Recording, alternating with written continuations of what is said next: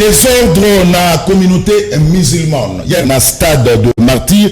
Et ça qui mon boulot il y a Kosakanate. On s'est posé la question entre Abdallah et Youssouf. On a dirigé communauté islamique à la République démocratique du Congo. Et ça qui fait un Ramadan.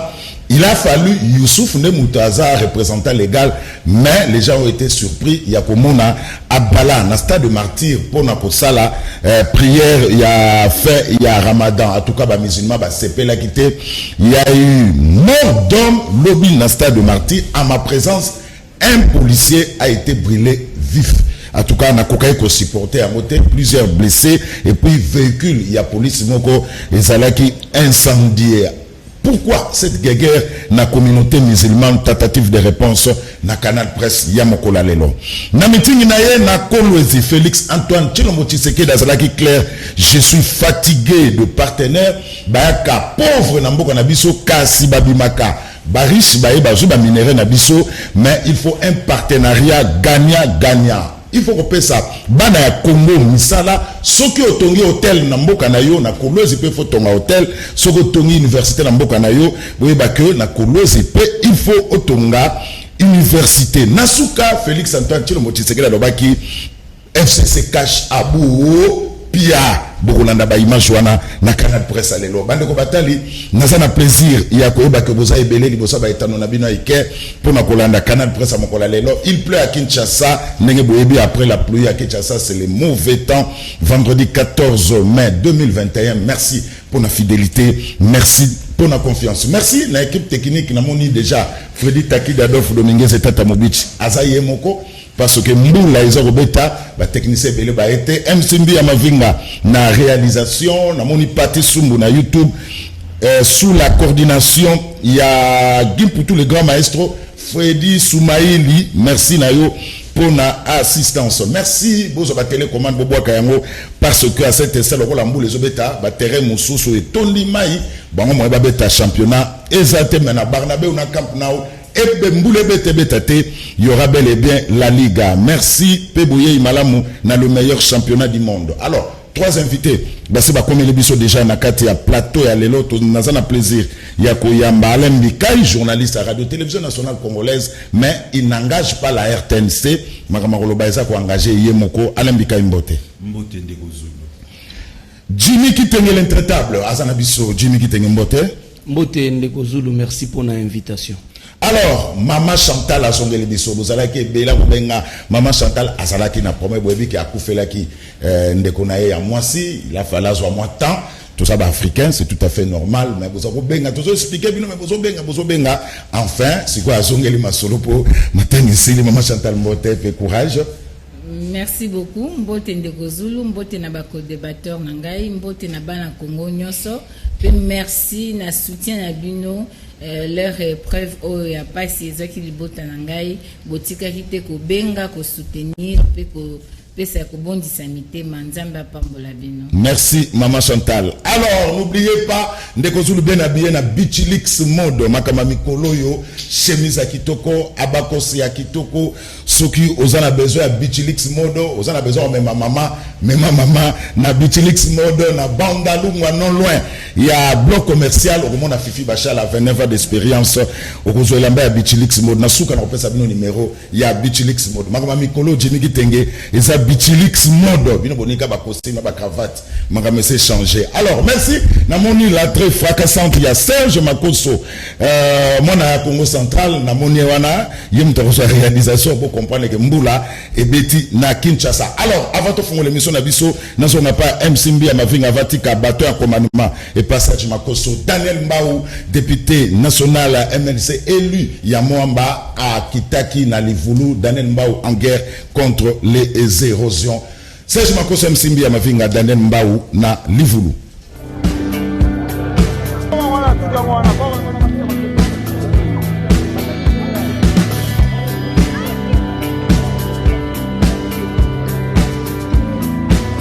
Bon, écoutez, j'ai toujours considéré pour ma part qu'être député national, c'est pas forcément travailler au Parlement. Eh ben, c'est bien, les missions sont définies dans la Constitution. Un député, c'est celui qui légifère et qui contrôle. Au-delà de ça, un député, c'est un homme de terrain. Je suis descendu sur le terrain pour m'enquérir de ce qui se passe. Ici, on est présentement à Alivulu, vers le quartier de Tchaga. C'est un quartier qui est érodé sérieusement. C'est un quartier qui a une crise en termes de desserte en eau potable et en termes de desserte en électricité. Et donc j'ai entendu des cris d'alarme de cette population qui vit dans une misère indescriptible. Et m'inscrivant dans la vision du chef de l'État, Félix-Antoine Tshisekedi, qui place en ligne de mire le peuple d'abord, je suis descendu pour m'enquérir et apporter des solutions correctives. Je suis du MLC, vous savez, et dans la vision du chairman Jean-Pierre Bemba, nous passons au devant de la scène les intérêts supérieurs de la population.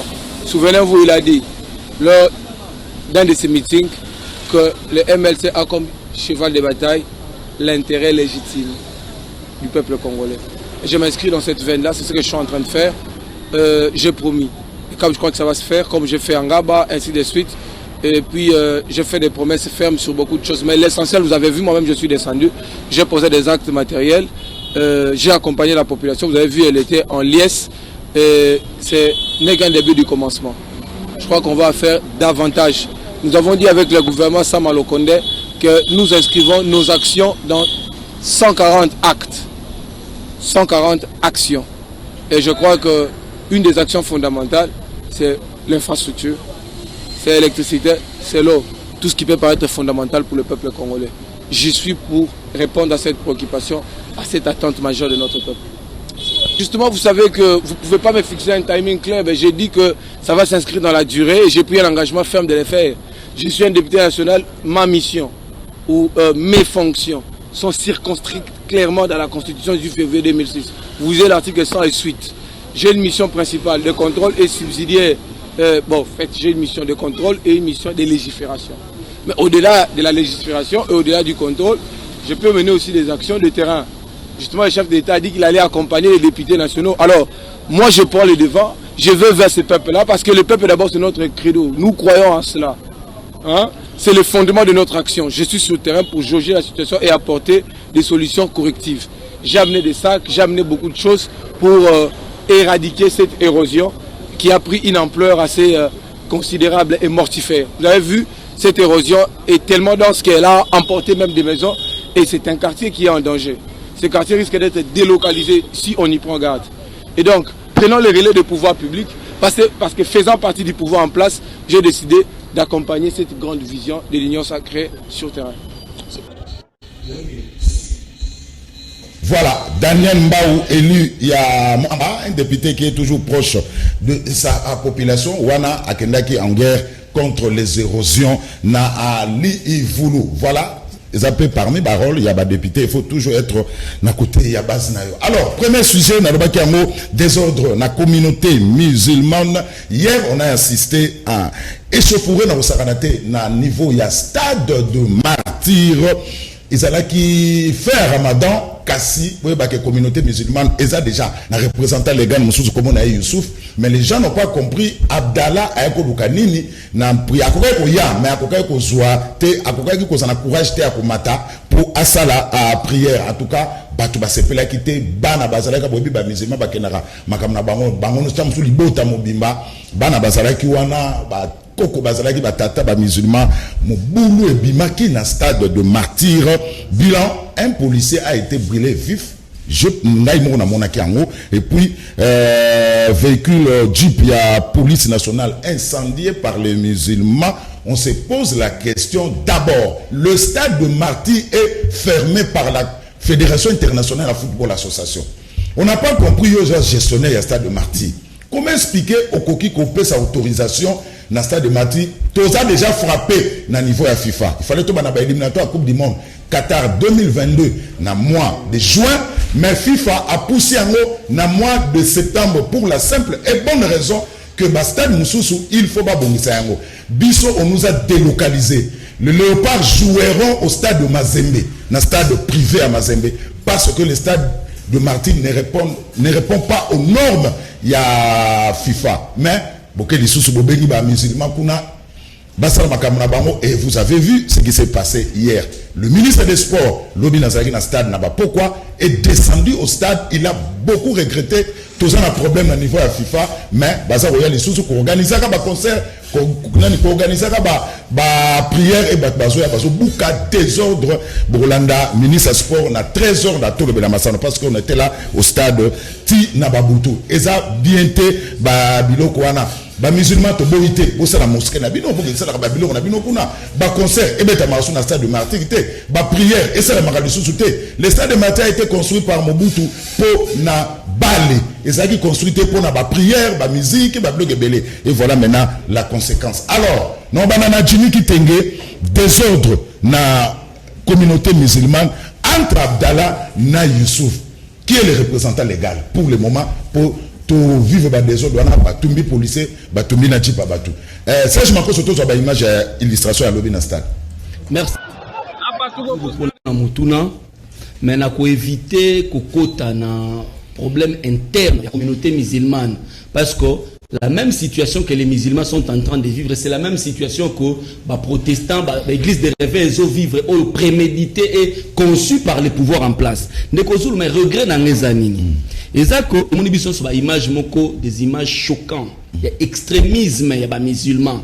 Il y a certains des musulmans, parce que les musulmans ont sauté, ils ont lynché policiers, ils ont tombé policiers. Moi, c'est choquant, ces images, c'est vraiment choquant. Mais, et là, c'est que nous sommes en train de traiter aujourd'hui sur le plateau la conséquence. Mais total, la cause. Les causes, c'est quoi? Pourquoi est-ce que je suis en train de dire les causes? Ndeko Zulu, le président de la République démocratique du Congo, Félix Tshisekedi Tshilombo, décrète l'état de siège l'état d'urgence sanitaire dans le Canabiso. A décrété en haut. Tout le monde a respecté, même les institutions au plus haut sommet, a respecté le Parlement, la plénière avec 60 députés sur 500. Mais, curieusement, c'est son parti politique qui va demander à ce qui va marcher contre Ronsard Malonda, l'élection Ronsard Malonda. Et cette marche organisée par Kabouya et Kabound sous la barbe des autorités de la République va se solder par 4 morts, 3 combattants à UDPS, na policier moko lynché s'il vous plaît. Donc, on peut vivre les lots, et il y avait un précédent, les précédents allaient au UDPS. Le policier lynché, mais soukanango soukakindengenini. Et souki que le président de la République démocratique du Congo va assister au deuil de 3 talibans qui sont morts.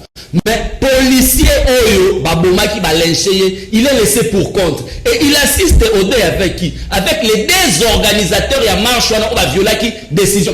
Voilà le précédent Oyo comme extrémisme na mboka na biso. Comportement Oyo biso tozalaka na ngote, il y a koboma bato avec autant de facilité. Ce n'est pas notre culture. Mais l'élo intolérance au pouvoir en place yé nango. Désordre au pouvoir en place yé nango. Il y a ngozo me mama kambubu Oyo abongo. L'élo donc l'isumu ya policier wana. Na Oyo akufaka na marche IDPS. Na Oyo lobezaka po ya kosala musala na ye ya ko sécuriser population. Des fois na ba salaire moko de misère Oyo bazwaka. Voilà un peu la situation que nous sommes en train de vivre en République démocratique du Congo. Mais n'a pas rassuré les Congolais.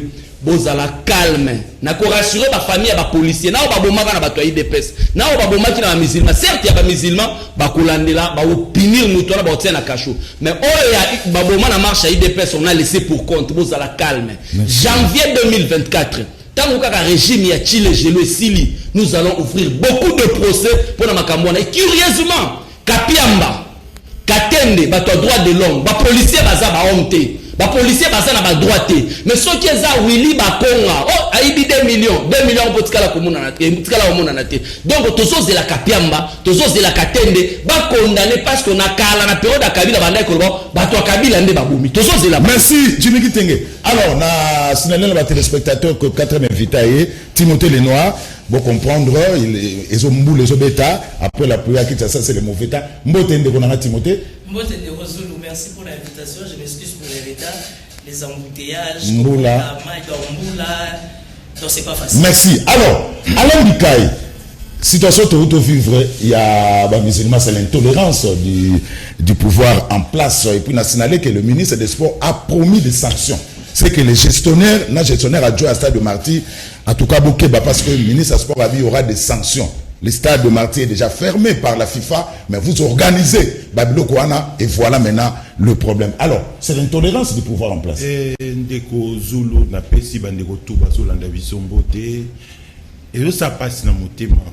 Nous avons partagé d'abord douleur dans la famille à la policier parce que il y a policier moko mutakufi am suba d'internet na ba hôpital blanc na ba famille pe abande comme suba musulman ou ba tomber pe ba victime ya ba désordre ya bande kona tout se peut na moté et le retenu to le baizani situation o ezo passé na e bandi na tisécurité Cheikh Abdallah Azalaka représentant la communauté depuis la nuit des temps. Na évité de Jimmy sur la Pierre Makamone Bandaki. Avant ça commenter, c'est ça le problème quand vous venez sur un plateau de télévision et à Makamsou sur Batuni Bosso na évité Eurobima grand que Obima ou étalé ignorance na Makamsou maîtriser té. Situation de banda kalama tout baebi ndeko Cheikh awela na bandeko obat et data troisième représentant. On négociait à Bouna. Question dans tout tournant. Négocier à Salamaka pour la représentant et la communauté musulmane au Congo Tonine. Pour balobi tout so pesi. C'était un faux on les babité on a pesi on a bimisi mais cette fois-ci na souki a bandé comme soupe bazo relève. Mais ce qui s'est passé hier, attends on a habité surtout kuna. Extrémistes to moni lobiana et ça condamné. Bat ba koufi la vie mais les sacrés.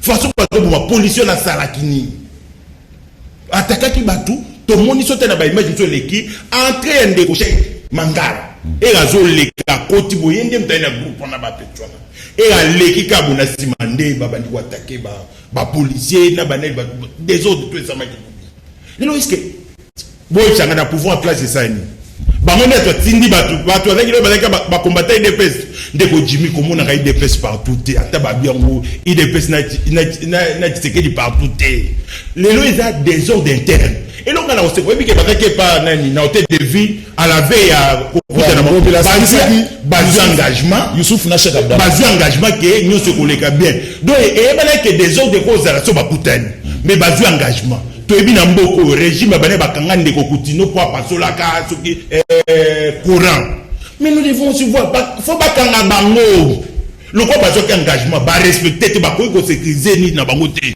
ba bundi ba to kufi ba responsable quand tu batte quand tu sais que ça ni il faut que tu vas pas sangana te ngelo bani intolérance le quoi ba permettre bango ba engagement bi ba ko respecter ni ba zo il dépend au stade de Makambo de Jimmy. Merci. Pourquoi la côté m'a fraudulé na Makambo sous aussi ba Makambo musulman des autres. Yo communauté politique ku faki, politique ku fendem te c'est que lobby ba politique ba musulman, to ba musulman ba bo mani pour ba ku fa ba politique ku fa na marche de. Nene, asali raccordement fraudulé. Oui. Mais il faut s'attendre. Faut s'attendre à la réplique à Jimmy. Alors, maman Chantal, lobby c'est comme si on a comme l'impression que la communauté musulmane est tribalisée. Parce que non ka bango ba zo lo bango lobby na stade. Ono Abdallah lokola za Muswahili et le kwaneza ya bango. Youssouf naoki kaza muluba mutakasai. Bango ba belo kwaneza ya bango. Pourquoi on doit tribaliser la communauté musulmane? OK, merci ndeko Zulu. Nazaina nous liboso ko compatir na famille ya policier pe na Congo mobimba parce que encore un sang de plus ces eaux coulées pour na o to kai ko éviter. Vraiment ezama mingi. Violence d'où qu'elle vienne est condamnable. Donc ce policier n'a pas mérité la mort seulement parce que Azalaki est en train de faire son travail. Mais n'a pas exhorté sans kokota na makambu interne à la communauté musulmane, n'a dit que na ba musulman baza bato ba na mikanda na bango ba tombola la violence te na kanisi e koza malamu mingi ke baye ba penza koluka kimia baye ba ko travailler en unité en cohésion pour que bazala pe modèle et pas ya bandimi oyo bandimi na bango na confession na bango mais na lingi koloba boye moni makambo to vivre lelo eza conséquence et absence d'autorité de l'État parce que l'État azosala makambo moko ba décision moko populiste azosala makambo moko on dirait tous en campagne électorale sans que ayeba que naza na devoir ya ko sécuriser ya ko pesa kimia pe ya ko sala que peuple nanga vivre en cohésion nationale tango zolo ba déjà fissure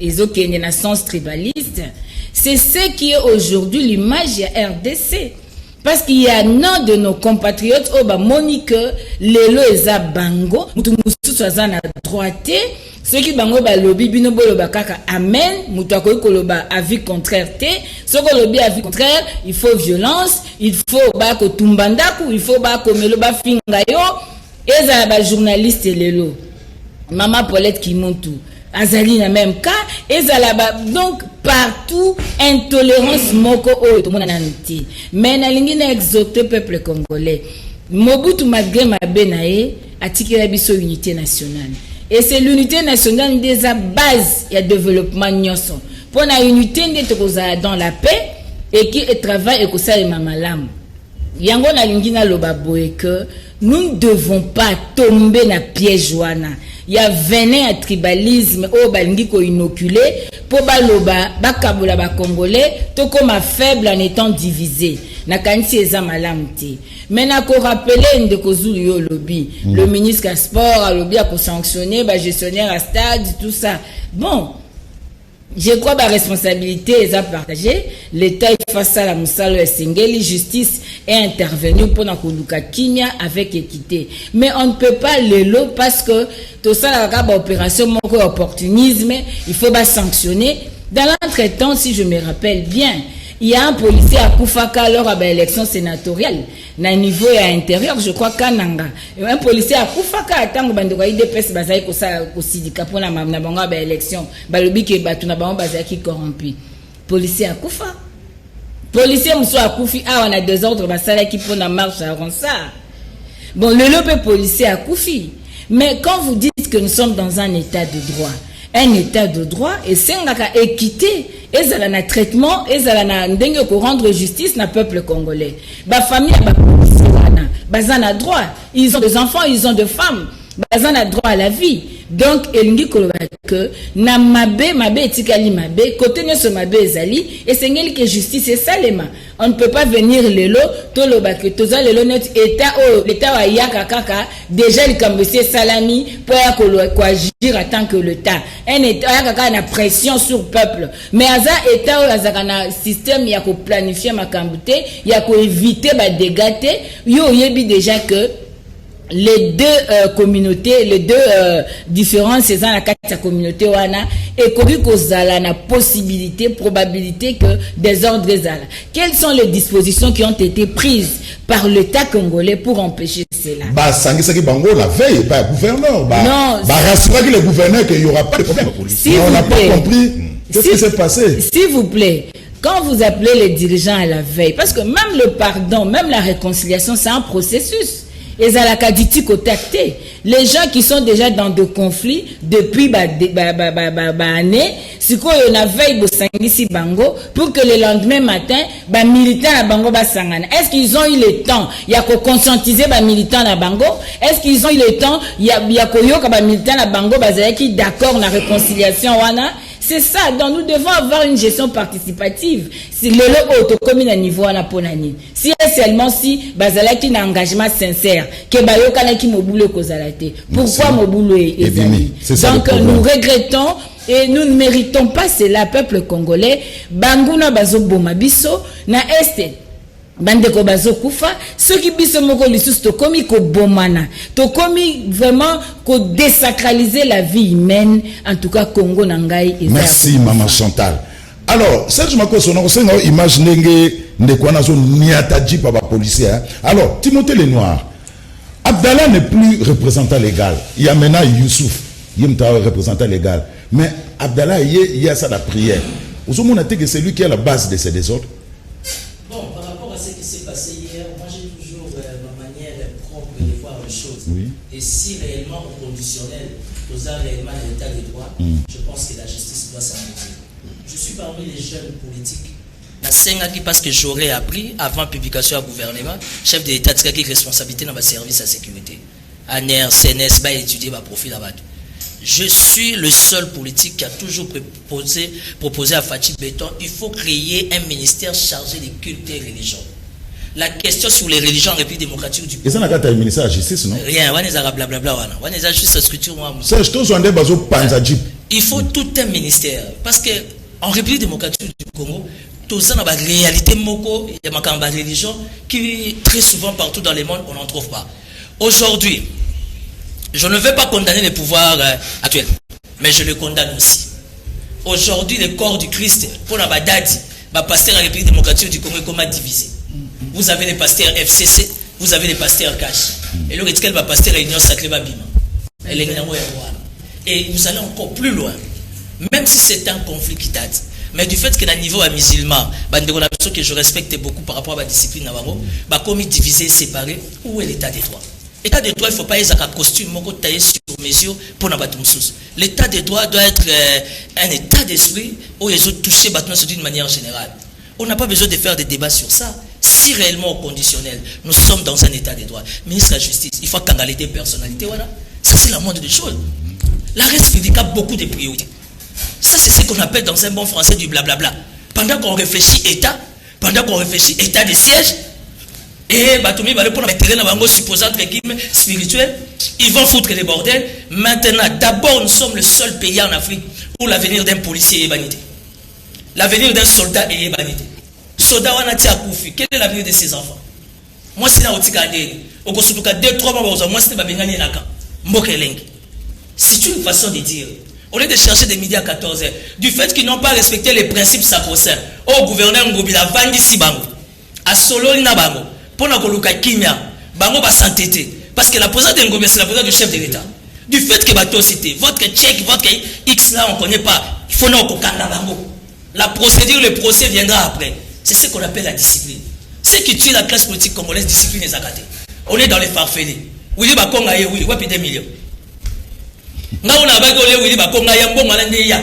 Parce que ma professeur va souffrir, va foutre un débat. Bon, mais il commence à raconter sa vie, à sa immunité, blablabla, distraction totale. Soit on sait ce qu'on veut, soit on ne sait pas ce qu'on veut. Il faut commencer par arrêter les deux personnalités et l'église musulmane. Et l'État congolais qui est au-dessus de la spiritualité, la Congo, a s'imposé qu'au sein de la confession musulmane, présence c'est ça l'état de droit. L'état de droit, c'est des caméras à la victime. Merci pour notre argument. Alors, on a un deuxième sujet. Après Khartoum, après Caire, après Addis Abeba, et puis on va qui attaque président de l'Union africaine pour les caméras barrage, il y a Renaissance, le chef de l'État, qui tourne à Livingstone, dans Zambie, pour participer à la cérémonie de mise en service à Pont Kalungula. Et puis ici na Ouganda pour la investiture, il y a Yoweri Kaguta Museveni qui a été réélu et il est rentré au pays par au Katanga après le Bumbashi. Fatih Béton était hier à Kolwezi. Na Kolwezi, Fatih Béton na meeting parce que na lingala na Lubumbashi aloba na lingala na Kolwezi pas lobi na lingala tant maman fifi atekela ke maloba gouverneur ad intérim alobi je suis fatigué de partenaires na lembi bayaka pauvre na Kolwezi awa na mboka na biso bazui ba minéraux bazozo na ba riche et puis à partir d'aujourd'hui il faut un partenariat gagnant-gagnant. Faut bana ya Congo na Kolwezi bazoka misala otongi université na mboka na yo tonga pe na Kolwezi otongi hôtel na mboka na yo tonga pe na Kolwezi. Coalition FCC Cash Fatih Béton Serge Makosu na mikolo elekaki kuna boyokaki likambo ya coalition FCC Cash. Coalition FCC Cash depuis le mois de décembre il y a 2020 ekufa nango ekufaki po ete tosali 2 ans na baninga na biso ya FCC toza koyebisa bango pendant 2 ans que biso toye kosalela peuple mosala makambo oyo bosalaki liboso tokangi na biso miso tolingi su ba règlement de compte te mais botika makambo wana tobanda sikoyo kotia mayele ensemble totonga mboka bakongolais baza na besoin ya misala bakongolais baza na besoin ya sécurité bakongolais baza na besoin ya santé na éducation nyonso wana pamba malgré ba insistance na ngai malgré makambo conscientisation nazali kosala namoni kaka baninga bazali kaka na ba jeu ya mabe yango nazwaki décision na bi FCC Kashabu o pia oyo alingi alanda ngai eyo nalakisi nzela union sacrée de la nation kuna elakisi mosala pour le peuple tokozala à la disposition ya peuple yango naza kosenga na bino parce que biso toza basali na bino bozala vigilant moto nyonso à quelque niveau ya responsabilité bozalaka vigilant na gestion na ye il faut bosenga ye ba compte il faut asalela bino mosala on a oublié notre peuple pendant trop longtemps ça suffit lelo ekomi tango ya kosalela peuple mosala yango naza kosenga bino botala biso ndenge tokosala sikoyo mosala tokolakisa bino que toutes ces années perdues étaient des années de distraction dans laquelle quelques individus étaient en train de profiter du Congo et des Congolais. Merci. Alors, ça c'est Félix Antoine Tshilombo Tshisekedi na Kolwezi. Alors, Timothée Lenoir, au total, chef d'État lobby, 2 ans de distraction, Abou Pia. Maintenant, qui ça nous met ban? Bon, moi je suis politique. Au nom de l'éthique, au nom de mon éducation, ma discipline, je ne veux pas trop contredire les chefs, mais je pense qu'avant chef à Boye, il faut battre la moto à l'étage. D'abord, quelles sont les vraies réalités qu'il y a sur terrain. Parce que pendant que les peuples a réclamé Richard Mouyej Manguez, je suis l'un des partenaires de la province de Lualaba, on a à tout moment. Le Lualaba te fait 9 à 10 millions de dollars chaque fin du mois. Au travers les redevances minières, code minier, côté wana na pesa Rachid Narambo, bravo, merci. Ndenge makamba code minier, c'est que chaque province a bénéficié de la redevance. Aujourd'hui, Richard Mouyej n'est pas là, ça fait 5 mois. Ayaki Kinshasa, Kota Bima, il s'est fait empoisonner. Aki Afrique du Sud, 4 mois, il est revenu, ça fait 1 mois. Aucune raison politique. Et Zoyebana, pourquoi il est bloqué à Kinshasa? Aujourd'hui, vous avez 50 millions de dollars pendant les 5 mois d'absence à Mouyej. N'a évité ce qu'évaluation, il y a des travaux et salami dans Moutazo, ça l'intérim. La province du Lualaba, c'est notre province capitale économique. Quand vous cherchez à déchirer les Lualaba, quand vous cherchez entre autochtones, cassurer ça là. Au moins, il plein là.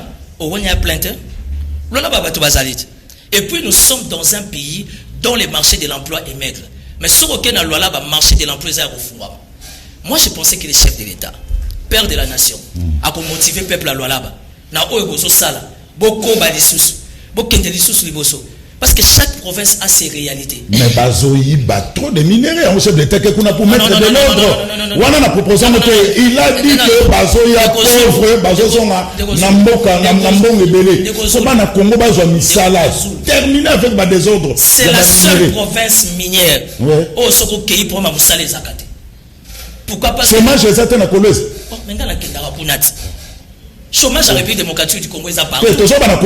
Non, mais le chef de l'État, il faut pas n'avoir misala. Mais chef de l'État, il faut pas n'avoir misala. Pourquoi on a dit ça? Na Kolwezi Moussala ça. Parce que ce qu'on t'a la plupart de l'hôtel et Tonga Miwana. Et c'est à Mindele. Moun Pala, c'est à Banane. Yamana Lobi, ce qu'on tongi. Tolongo la Colibri. Tolongo la Kolwezi Lodge. Na Otanga Bakolo na côté. Ba hôtel, les a 4-5 jours oublié les noms. Et ça, bah, tout, bah, y est pour investir dans là-bas. ils ont construit avec la main-d'œuvre congolaise, base personnel, Oyo ya Congo Awa. En fait, moi j'ai une lecture autre, plus particulièrement pour la province d'Etbaloualaba. En fait, ils n'ont pas besoin de leçons, ils ont plus besoin d'encouragement. Parce que c'est un peuple bosseur qui sont au four au moulin sur terrain jour et nuit. Et puis Mouyej à son époque, malgré que son époque est Zakaka, Mouyej a dit tout éviter qu'à minérer. Total agriculture. Tambola les 26 provinces. Province où l'agriculture, les a assurent, où ils ont assuré à venir à la population. Et ça, voilà. Merci. C'est parce qu'il y avait une gestion responsable. Merci. Est-ce que les lots continuité, ça? Maïs, Mendine, merci. Margot Kimi, question dans la coalition FCC Cash. Tu t'es plus à coalition ici, Richard Mouyej. Coalition FCC Cash. Bon, ça fait mal au ventre. Hein. Le plus important, c'est les résultats. Je suis de l'Union Sacrée, j'en suis très fier. Ah, vous êtes l'Union Sacrée? Nous sommes partenaires à Vital Kamerhe, j'assure. Nous sommes de l'Union Sacrée. Le problème, c'est pas être FCC Cash, Union Sacrée. Le problème, c'est de résoudre les vrais problèmes des Congolais. Les restes là, c'est les blablabla. Merci beaucoup. Alain Mika, le chef de l'État, à Kolosi, il est allé pour mettre de l'ordre. Il a rencontré le partenaire. Alors bien ou bien, il y a un désordre, surtout dans le côté minéré. Il faut bon à Congo bénéficier de Congo et pas le FCC Cash à Bouhopia. Il a donné des raisons. Ndeko Zulu avant de répondre à Nini, tikanayoka ki ba makamsu su bandeko baloba ki ça la toilettage na moni mama zolobela makambo ya nini o mtu akufa policier bonaboy mais maman tout ça kana kitya soti o éviter que policier moko roulage mo ba bete massage côté Sosimat famille na elle dernièrement na moni ke bazaki na wilere maman bakamona boko lobela ngote policier na ye le roi ba bete ke massage et pas nani boko lobela ngote boka yi makamona te fausse commune ya Maluku ba Thérèse Kapangala banani baboka bango na mbokoti pourquoi ba lobela ngote bango ba kufaka boye sili ba le roi siko bozo betaka lisolo le mal chez nous nos politiciens Congo c'est un marché te ba politiciens si vous remarquez même na plateau to vandi batutu eza débat sur le débat moko à la politicienne. On les basse la battre le bénétaire, bas ça ma proposition, bas poser ma vrai problème. Bazo kende nous sommes tirer grave de son côté. Il y a une nation pour na koloba makambo chef de l'État au alobi na Katanga. Likamona même na Kolwezi. Makambo na même ndeko président na biso Kala Rais Kabila Kabange aloba kango devant la communauté katangaise à l'époque bazaka so bango nyoso. Alors ki atamboli pona komba na Kolwezi akuti ba camion zo kutana na nzela ba minere. Mais amoni banda wetonga bipembeni ya nanzela tona ya ndako mokwabi o toza village toza bi donc likambo chef de l'État est opposé c'est le problème réel tout Congolais patriote il faut soutenir en comment mboka le kwa Kolwezi ba minéré bimaka bongo okuti pe mutu moi je l'ai vu ndeko na quelque part dans la conférence mon au Japon na la tchaki drapeau ya RDC na mon vieux papa l'andi telemsinga comme le anglais na zokata bingi un journaliste camerounais pour interpréter abisanga uti Congo ngabi oui abengi moninga ni alobi au mona mboko soke oke kuna ozongi pauvre ezayo azola tsaka chemise ali puta bi po abitala tile na lata kabu na longo na mboka bino ya 15 ans mina lata kama puta boy et ça n'a pas comment mtu akoya pauvre azongi riche. Mais t'as ce problème de quoi l'obike kata Kolwezi nini Lualaba et ça a 10 millions de recettes à minérer chaque fin du mois. Mais qui est sur place? Mbongo na kenarabi na pocha batu. Ndeko o ya DG ya OGFM. Na éviter ce bobo sen tourner ne mwa salaka Patience Saïba. Ake kuta na mboka moko ba bimisa ba minérer service mo l'été za la punate. Donc mbe bimare koti Zambeki. Ndeko moko ya kala FCC ça rapport na ekuna kuna mukati mate so bazu ba minere bimi ba benga po ba bisa DGDA to ba benga service so kuna besa ke ba blo bimi bona boy mais bango mo ba se constater est-ce que chef de l'État faut encourager ba kama boko ba pratique ba continuer il y a besoin de bande comme tous ba kotika jamais ko sepela na régime actualité régime actuel est kata ba kopa batu comment ki boutique.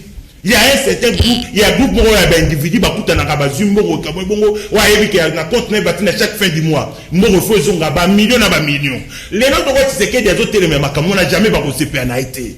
Nda era mo ndeko Jimmy Azor Oloba. Faut on a appelé audacieux.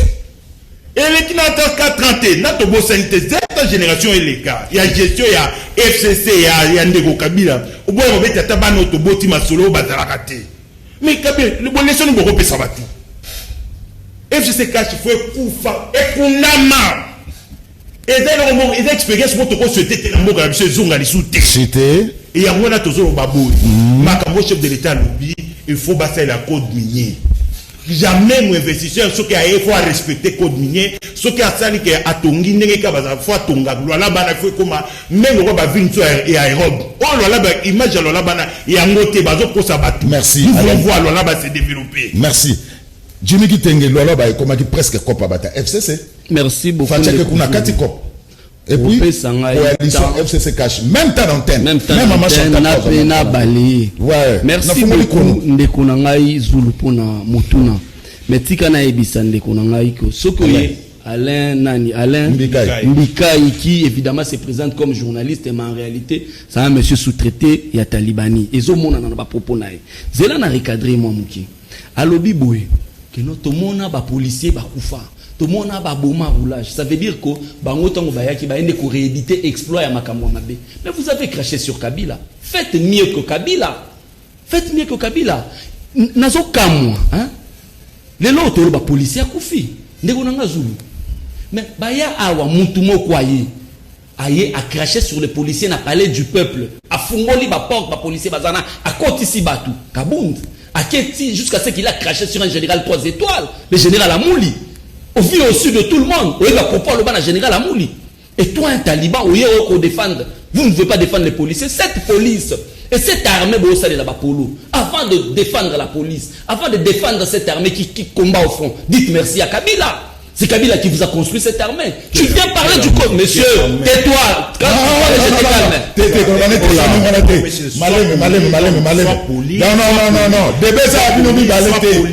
le respect des gens qui les enfants qui suivent, ne m'amenez pas à ton niveau, je vois que tu es ton éducation. Non, Alain Mikael, ça va. Le code minier avec légèreté. Monsieur, calme-toi. Le code minier. Bien, Jimmy. Le code Alimbisa. Voilà. Le code minier. Le code minier. Avec légèreté. Chef de l'État, le code minier. Il y a une page ni bien, phrase ni aussi beaucoup. Code minier. C'est l'œuvre de Kabila. Quand tu craches sur Kabila, Yebaruta là où il y a ça là qui obino boirita. Nailandi chef de l'État. Olobi a péripétie chef de l'État. Égypte, Tunisie, na kanisa ko oloba pe non. Akoma yata na mupompa. Rien. Akomi non na mupompa te ça fait 2 ans. Mais to loba nani. Ake na Katanga. Na Katanga ça fait plusieurs fois okene na Katanga. Mais un de vos journalistes et confrères à lobby, il y a un besoin réel, il y a ici le chef de l'État. C'est là où les populations sont en train de vivre. Bazo vivre, moi comme la cimetière. Journaliste à lobby, c'est mieux que vivre dans cimetière que vivre dans la province. Nesika bazo zelae. Mais au cas na Kasai, na mu pompon l'attend.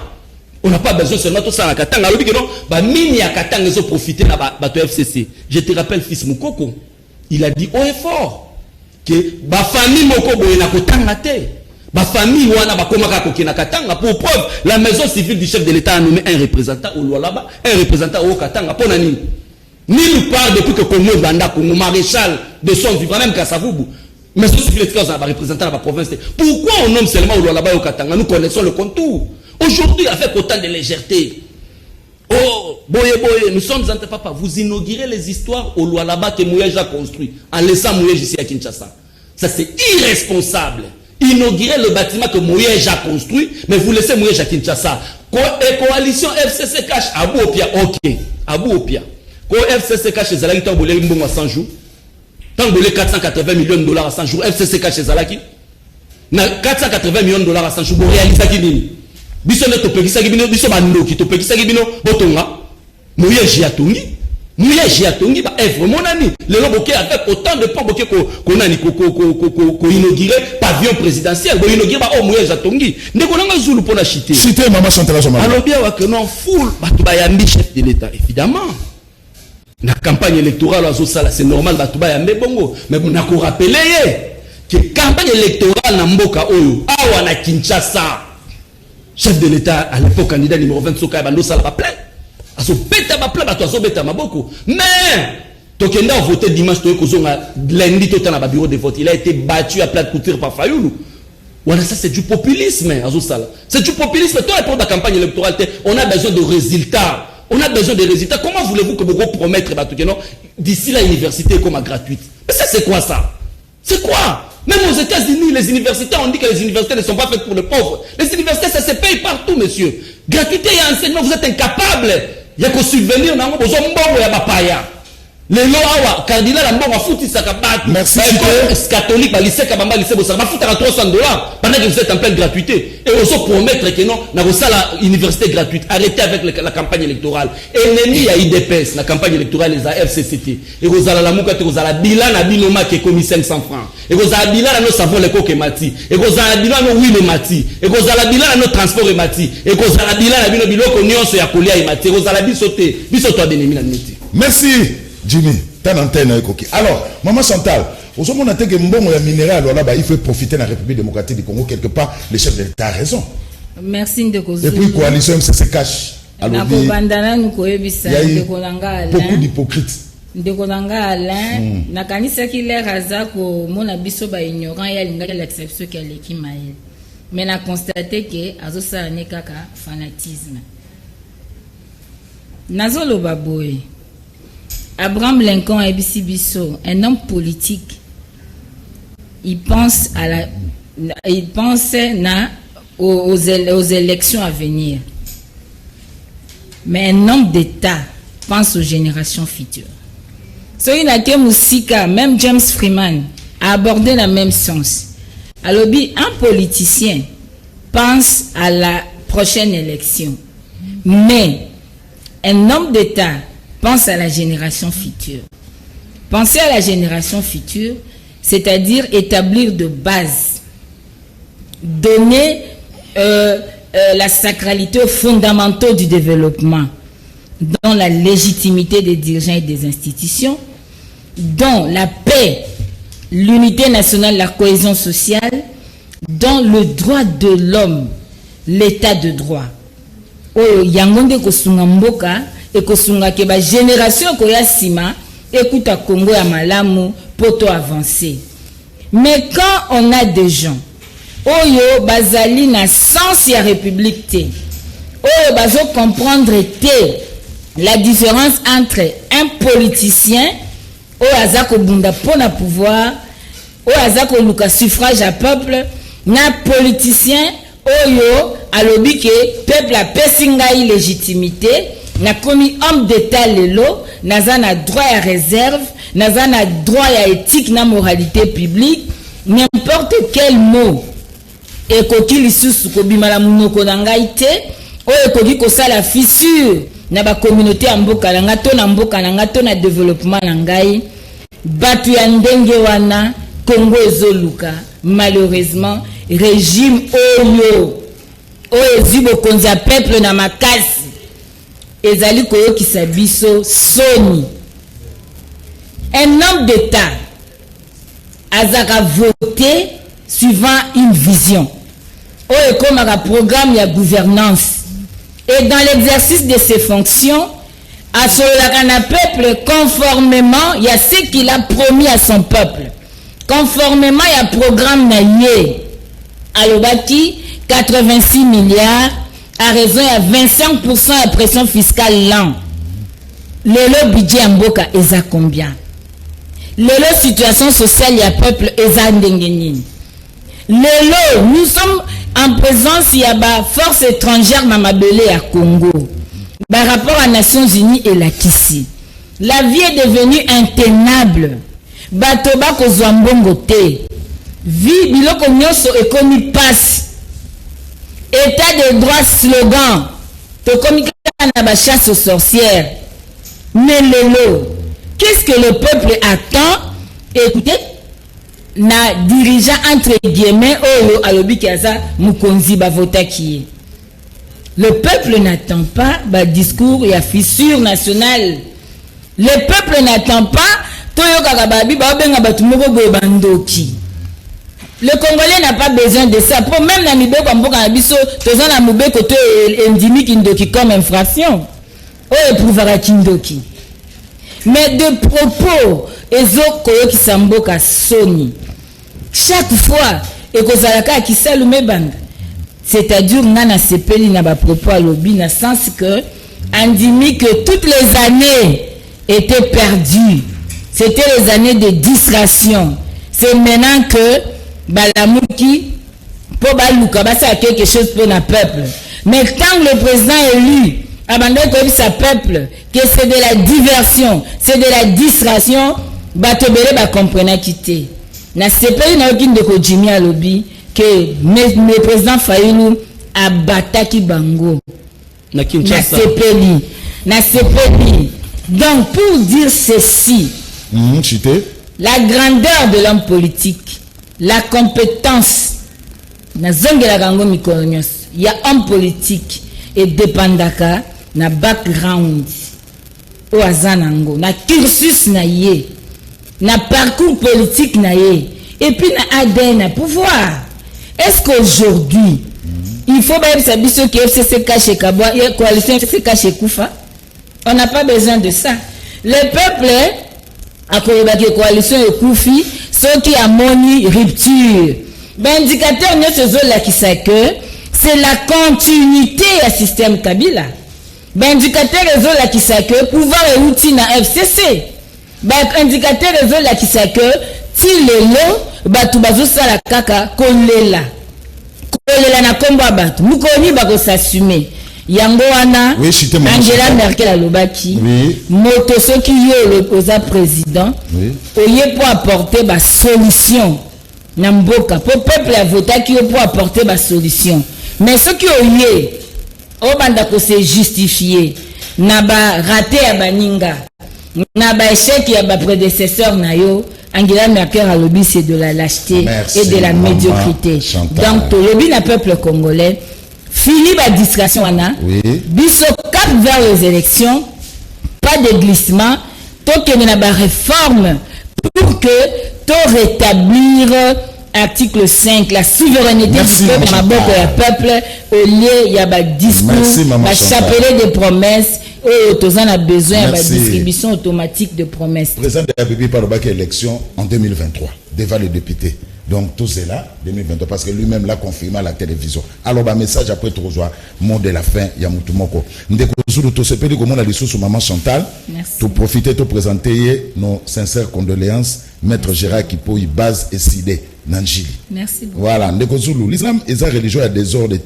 Problème est ça, politicien, bazo semer les désordres, comme Cheikh Mangala. Voilà, Ndeko Zulu, Ndeko Yapé perdé, Azoloba, Makamouya procès, bongo opération de Kofi. Combien de personnes bakufa nyonso wana ezape kaka fachi na éviter sur les kaka fachi ndeko zulu félicitations à l'honorable Daniel Mbao to se pena initiative na courage merci à Yokibino ndeko zulu vraiment une belle question stade de martyr est fermé mais comment administrateur gestionnaire stade azumbongo ya ba musulman vraiment il faut azwa ba sanction sévère vous en a raison ndeko le stade est fermé suspendu par la FIFA éliminatoire coupe du monde to kobeta yango na stade à Mazembe fallait banana juin FIFA tina en septembre to beta en salle amazembe privé à Moïse Katumbi parce que le stade de Mathieu répond à la norme T ya FIFA comment vous organiser ba manifestation kuna toujours le cambo poto bongizamo ba place wana bino vous organiser ba manifestation il faudra que parce que ministre sport c'est je connais baki il y aura des sanctions. Il faut qu'il y ait des sanctions. Ndeko Zulu, ils ont participé comment le musulman va brûler policier. Ils sont très choquant. La police a ça la rapport pour justice a ça la musala na yango. Ndeko Azana raison. Kapiamba Azalaki wapi soki kaka ba ministre aye mangu mais ba tumbi policier aucune réaction à Kapiamba. Kapiamba né à Akaja. Katende Azado bango. Kapiamba. Place il est à l'ouvrir ça que na ba reportage ming. Les donneurs des leçons. Canal Presse, Mendeko Jimmy a répondu à la question, il ne fait que s'embrouiller. Ce qui va musulman policier, qu'est-ce que la présidence de la République a à voir? Merci beaucoup, Maman Chantal, on a au compatir na liwa ya policier na introduction na yo. Merci. Ndeko, merci, Maman Chantal Mobutu, malgré ma benae, atikela gibiso kimia, bien dit. Canal Presse, bozo lo bela mort ya policier, mutuna moko, mabe ya ba musulman ezawa pi car ba policier moyen mosusu ya ko disperser population ezala raté kaka il faut ba beta gaz to ba balle réel eza manque ya professionnalisme ndeko zulu tunela biso Jimmy akoki jamais koloba sans kombo ya IDPS Ose Kayamba depuis Petro Congo. Canal Presse président a commis na combien de promesses gratuites Michel Kilala.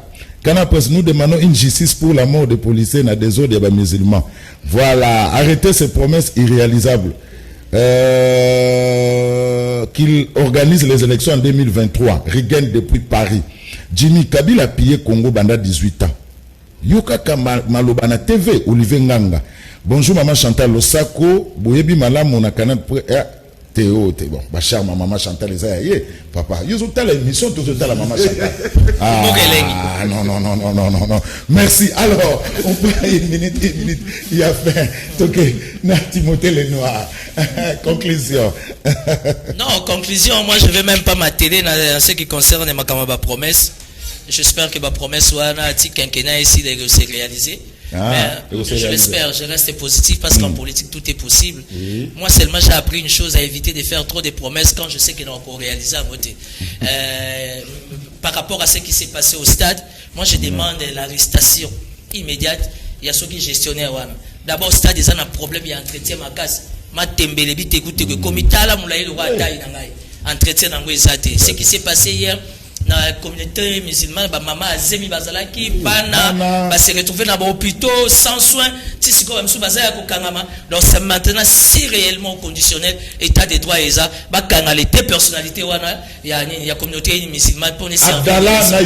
Il faut que c'est à partir de là que tu comprends que les pouvoirs n'est pour rien. Mais si on batiki bango, peuple est mort à ça conclusion. Jimmy Kitenge, mot de la fin. Mot de la fin, Timothée Lenoir. Peut-être que tu vas comprendre clairement la culture avec autant de facilité. Il est inconcevable lelo to sengi na plateau awa Abdallah na Youssouf. Mais président de la République démocratique du Congo, il s'est présenté au deuil. Il y a UDPS au balenchaki policier na mupanzi na batumi bale o organisaki nani manifestation wana en violation il y a état d'urgence sanitaire il y a décrétaki. Comment voulez-vous que Abdallah bakanga nani Youssouf bakanga kabuya na kabund botiki bango? Comment voulez-vous que vous boulignez tout ça la justice na policier babomaki lobby? Mais les policiers que les gens de l'IDPS ont lynché, bango babandaki comportement na ko lyncher policier, batouana botiki bango. C'est ce que je suis en train de dire. Il y a un précédent. Un État et un parti présidentiel irresponsable et inconscient. Il y a avait un précédent. Les musulmans là, tozo senga ba traduire ba la justice ba punir bango sévèrement, mais ba sali ba copier kaka eloko oyo ba tumisusu ba sala ki ozala ki cautionner n'a plus au sommet de l'État. C'est ce qui est inconcevable. Merci maman Chantal. Oui, merci. Nazo Ebsabana Congo Nyoso.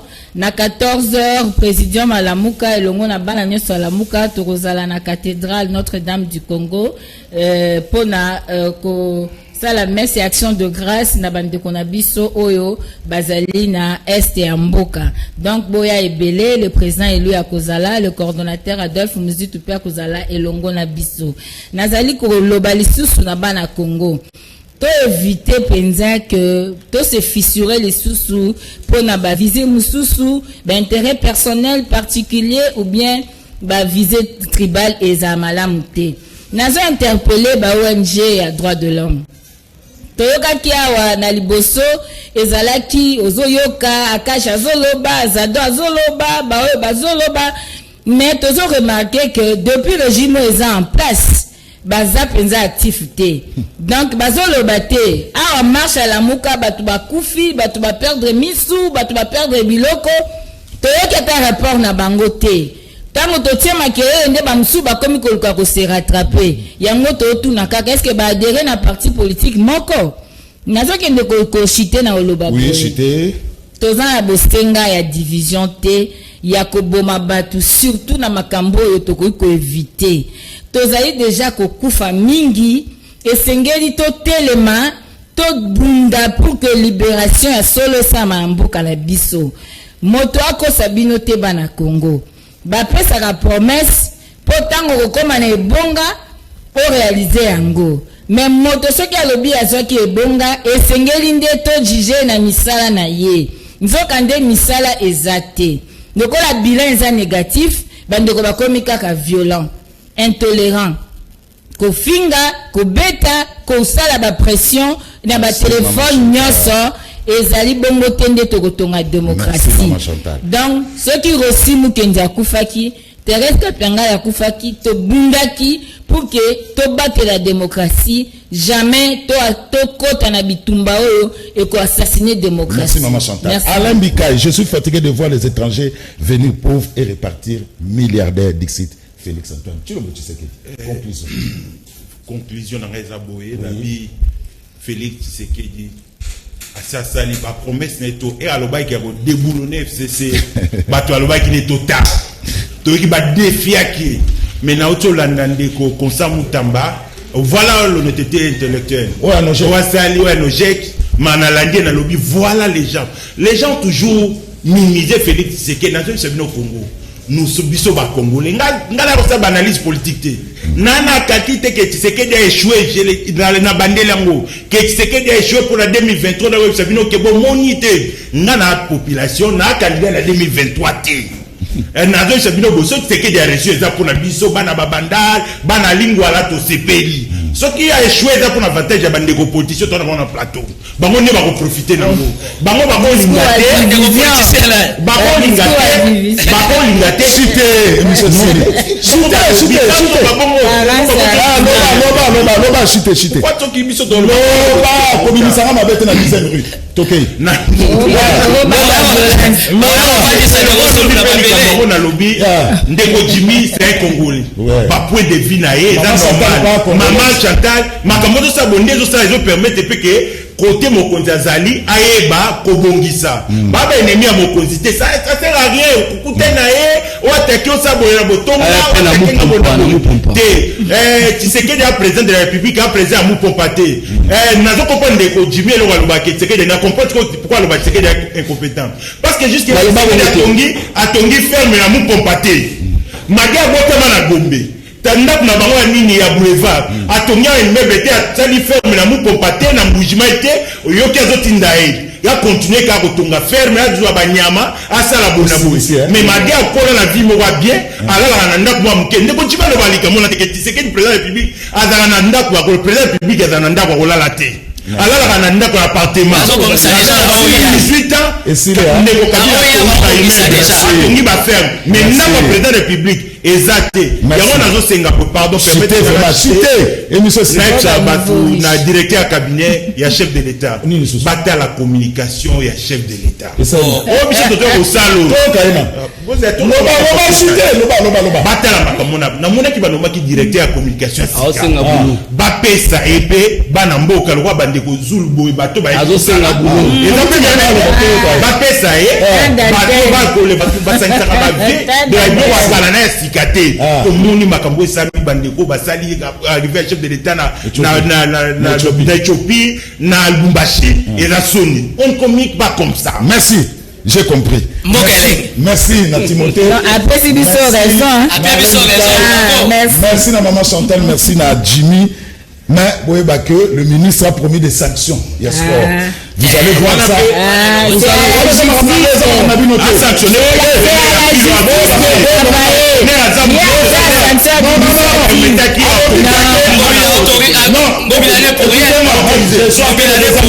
S'il te plaît, il est dans son secteur. Administratif. Secteur naïe. Il va sanctionner. Donc, des détails tout à l'heure à 13h. Et puis, la République démocratique du Congo a un nouveau sélectionneur. Donc, sélectionneur à Sika. C'est l'Argentin Hector Cooper. Yem Tarokumbe la Massona, Léopard, République démocratique du Congo. Patricia Koula en direct, na 13h, la tombe de la Massano. Botika la Madame Kobo, ça n'a été Timothée les Noirs, Bichilix, Modazo Lukayo. Nous avons en 09 98 120 808. Masala na commande na Bichilix, ça va que l'équipe. Non, il y a bloc commercial à Bandalungwa. Nana bino tokutani lobby samedi pona Liga Suka ya poso. Botika la Madame.